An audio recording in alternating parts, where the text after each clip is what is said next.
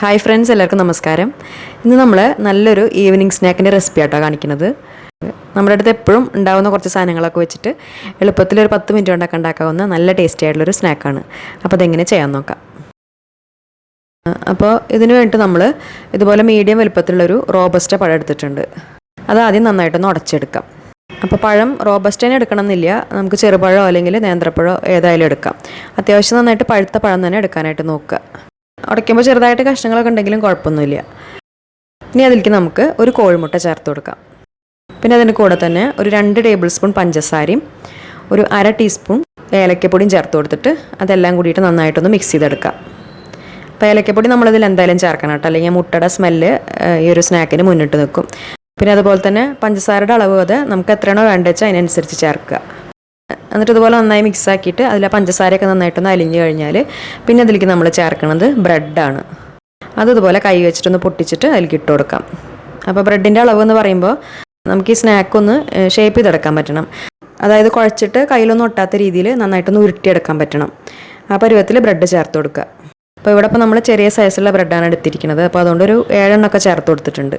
വലുതാണെങ്കിൽ ഒരു 5 എണ്ണമൊക്കെ മതിയാവും. എന്നിട്ട് ഇതുപോലെ നന്നായിട്ടൊന്ന് മിക്സ് ചെയ്തെടുക്കാം. അതിന് ശേഷം ഇതിലേക്ക് നമ്മൾ 1/2 കപ്പ് നാളികേരമാണ് ചേർത്ത് കൊടുക്കുന്നത്. പിന്നെ അതിൻ്റെ കൂടെ ഇനി നമുക്ക് വേണമെങ്കിൽ ഏതെങ്കിലും നട്ട്സൊക്കെ കയ്യിലുണ്ടെങ്കിൽ ചേർക്കാം. അണ്ടിപ്പരിപ്പോ ബദാമോ അങ്ങനെ ഏതെങ്കിലും കയ്യിലുണ്ടെങ്കിൽ അതൊക്കെയും ചേർത്ത് കൊടുക്കാം. എന്നിട്ട് എല്ലാം കൂടി നന്നായിട്ടൊന്ന് മിക്സ് ആക്കിയതിന് ശേഷം അത് നമ്മൾ കുറേശ്ശെ എടുത്തിട്ട് ചെറിയ ചെറിയ ഉരുളകളായിട്ടൊന്ന് ഉരുട്ടിയെടുക്കുകയാണ് ചെയ്യണത്. അപ്പോൾ ആദ്യം നമ്മുടെ കൈ കുറച്ച് വെള്ളത്തിലൊന്ന് നനച്ചെടുത്തതിന് ശേഷം കുറേശ്ശെ എടുത്തിട്ട് ഇതുപോലെ നന്നായിട്ടൊന്ന് ഉരുട്ടിയെടുക്കാം. എന്നിട്ട് നന്നായിട്ട് ചൂടാക്കി എടുത്തിട്ടുള്ള എണ്ണയിൽ മീഡിയം ഫ്ലെയിമിൽ ഓരോന്നായിട്ട് ഇട്ട് കൊടുത്തിട്ട് ഫ്രൈ ചെയ്തെടുക്കാം. ഇതിങ്ങനെ ബോൾസായിട്ട് തന്നെ ഫ്രൈ ചെയ്യണമെന്നില്ല കേട്ടോ, നമ്മളത് കുറേശ്ശെ എടുത്തിട്ട് എണ്ണയിൽ അങ്ങനെ ഇട്ട് കൊടുത്തിട്ട് അങ്ങനെ വേണമെങ്കിലും ഫ്രൈ ചെയ്തെടുക്കാം. ഫ്രൈ ചെയ്യുമ്പോൾ മീഡിയം ഫ്ലെയിമിൽ തന്നെ വെച്ച് കൊടുക്കാനായിട്ട് ശ്രദ്ധിക്കുക. അതിൽ നമ്മൾ മുട്ടയും പഴമൊക്കെ ചേർത്തിട്ടുണ്ടല്ലോ, അപ്പോൾ ആ ഉൾഭാഗമൊക്കെ നന്നായിട്ടൊന്ന് കുക്കായി വരണം. അപ്പോൾ തിരിച്ചും മറിച്ചൊക്കെ ഇട്ട് കൊടുത്തിട്ട് ഫ്രൈ ചെയ്യുക. എന്നിട്ട് പിന്നെ എല്ലാ സൈഡും നല്ലൊരു കളറായി കഴിയുമ്പോൾ എണ്ണയിൽ നിന്ന് എടുക്കാം. എണ്ണയിൽ നിന്ന് എടുക്കുന്ന സമയത്ത് ഫ്ലെയിം ഒന്ന് കൂട്ടി വെച്ചിട്ട് എടുത്താൽ മതി. അപ്പോൾ പിന്നെ എണ്ണ കുടിക്കുന്ന പ്രശ്നം തീരെ ഉണ്ടാവില്ല. ബാക്കിയുള്ളതും ഇതുപോലെ തന്നെ ഫ്രൈ ചെയ്തെടുക്കാം. സിമ്പിളായിട്ടുള്ളൊരു പലഹാരമാണ്. നല്ല ചൂട് ചായയുടെ കൂടെ അടിപൊളി ടേസ്റ്റാണ്. ചൂടോട് കൂടിയിട്ടാവുമ്പോൾ ആ പുറംഭാഗമൊക്കെ നല്ല ക്രിസ്പി ആയിട്ടുണ്ടാവും. പിന്നെ ഉള്ളിൽ അതുപോലെ നല്ല സോഫ്റ്റായിട്ടും ഉണ്ടാവും. വെറും 10 മിനിറ്റ് കൊണ്ട് നമ്മുടെ അടുത്ത് എപ്പോഴും ഉണ്ടാകുന്ന കുറച്ച് സാധനങ്ങളൊക്കെ വെച്ചിട്ട് പെട്ടെന്ന് തട്ടിക്കൂട്ടാവുന്ന ഒരു പലഹാരമാണ്. അപ്പോൾ ഈ റെസിപ്പി എല്ലാവർക്കും ഇഷ്ടമായി എന്ന് വിചാരിക്കുന്നു. ഈ രീതിയിൽ ചെയ്യാത്തവരുണ്ടെങ്കിൽ എന്തായാലും ഒന്ന് ഉണ്ടാക്കി നോക്കുക.